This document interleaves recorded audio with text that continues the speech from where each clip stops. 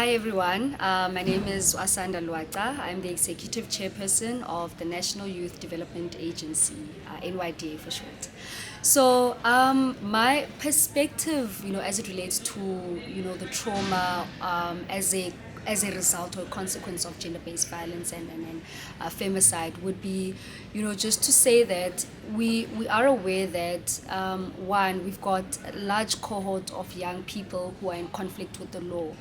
And then what that then does is that we create a society that, would be obviously, a violent society, one, but also just understanding just how much of a psychological and negative impact that such, GBV has on, mental health of the youth in general, but the perpetrators as well as the victims of gender-based violence in particular.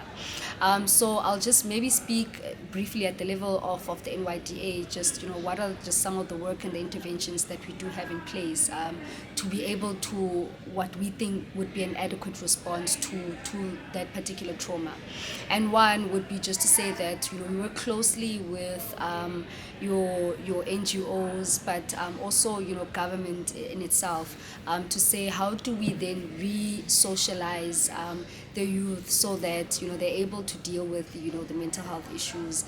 How do we also get a cohort of young people that are able to be cognizant, particularly, young boys, of their privileged position in society, and how do we then get towards, the necessary dialogues, the conversations, so that they themselves don't find themselves on the wrong side of the law. We're working with the Department of Correctional Services, where we've got programs that look at ensuring that youth do not become products of your recidivism, which is repetitive crime, perpetrators of repeated crimes. But also, like I said, just ensuring that we're able to build a cohort of youth that is able to get past, I guess, the mental health issues and the challenges they face as a consequence of gender-based violence. Thank you. So, one of the mandates of the National Strategic Plan, according to our President, Cyril Ramaphosa, was, I know NYDA also does entrepreneurship development, and there's a move to give preferential procurement opportunities for women. Is that also showing up in your mandate as the NYDA? Definitely. And in fact, there has been the preferential procurement policy framework that was gazetted. And in that, it made it explicit that, there ought to be a 40% set aside for, procurement opportunities directed to women. And, that is a progressive move in the right direction, because ultimately, if we look at, what then becomes how do we provide the necessary support to victims of gender-based violence, then we need to ensure that they are part and parcel of the economic activities, and they are, mainstreamed in that regard. So once we legislate something as progressive as, that preferential procurement policy, then what that will do is ensure that wherever there is procurement opportunities, that it is mandated that, young, in this instance it would be women, are able to find expression. We've got women that are doing amazing work, the various enterprises and their businesses, but they're not necessarily getting the necessary opportunities and the market linkages. So what that will do is ensure that we're able to provide women with, the economic freedom, so that should they find themselves in situations where they are oppressed for one or the other reason, that, they're able to I guess, they're able to get out of such situations because of the fact that economically they can provide for themselves. Okay, beautiful. And another thread that usually comes through in conversations around forums like this here is the whole issue of patriarchy. Now, my take, and this is just my take as an editor, is it's a systematic problem. So we cannot just deal with one end without having to deal with another. Sure. So we can't just talk about women and children and neglect the perpetrators. Sure. Everybody has to be in that conversation, bringing the perpetrators into the conversation. I know there's a whole trigger, but there's got to be some level of space What is your thoughts and your perception around that? Because we're seeing gender-based violence increasing in young people.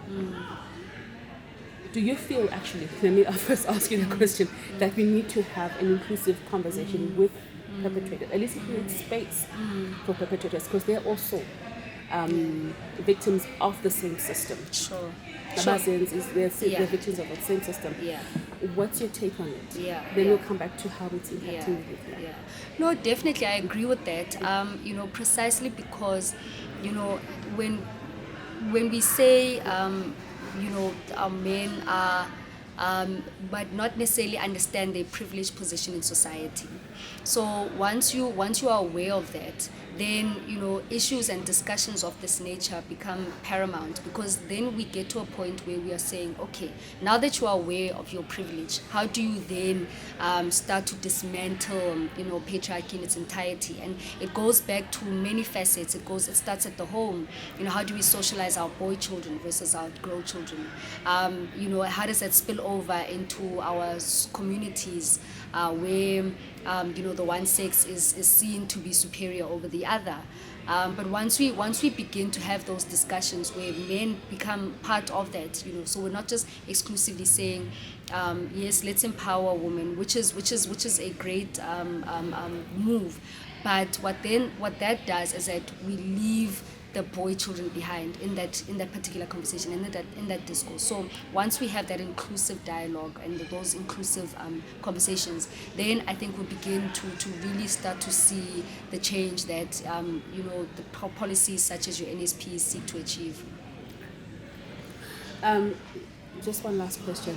NYDA, any long-term plans that include what we're discussing here? Okay, so the National Strategy Plan, is a long-term plan. What are your plans aligning to the National Strategic Plan when it comes to gender-based violence and femicide? I know you spoke about the programs that you're currently doing now, but these are interim interventions. Do you have any plans that look maybe 5 to 10 years from now? Yeah.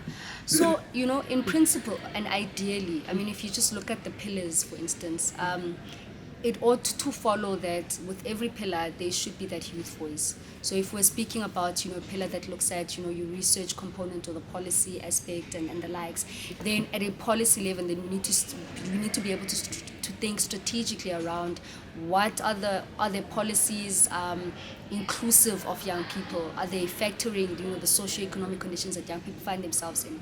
If it's a pillar that speaks to economic emancipation, then are young people also part of that discussion, and are young people also economically emancipated? So it's only once we get to that holistic seeing the holistic policy itself, but then also seeing that wherever there is a strategic focus, then young people ought to be part and parcel of, from a practical planning point to implementing to monitoring and the likes. Thank you so much. Thank you. Is there anything else that you want to add?